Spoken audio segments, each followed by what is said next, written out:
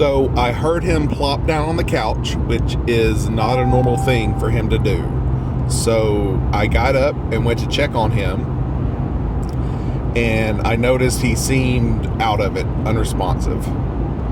Grabbed his hand, said, "Joseph, Joseph, Joseph, can you hear me? Can you hear me?" He kind of roused. He just wasn't there. And I started saying, "Joseph, Joseph, open your eyes, open your eyes, open your eyes. Can you hear me?"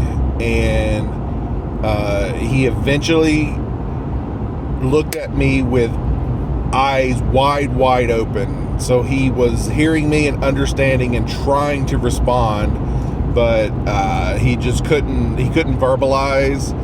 But at that point, he was able to open his eyes wide open to try to respond to that command. And that is when Elizabeth came in and said, "I'm taking him to Children's," and I asked him if he could stand up. He said, "No, I don't think I can." And I was like, "Okay." And I said, just was trying to keep his attention and to talk to him.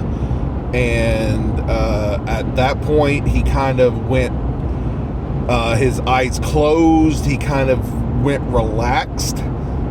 Before he wasn't rigid, but his hands were kind of up, and he was semi rigid.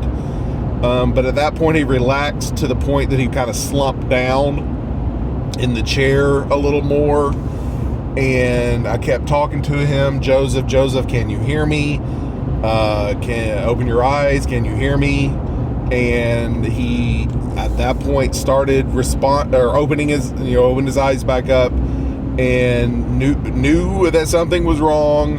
Asked what was going on, and started trying to respond to me. Elizabeth had gotten dressed and was going to the car at this time. And then I asked him if he could stand, if he could go to the car, and he said yes.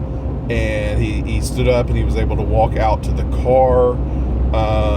We have a step down, and I told him to watch out for the step. He was able to navigate the step. So he was coming back at that point, and he sat down in the car.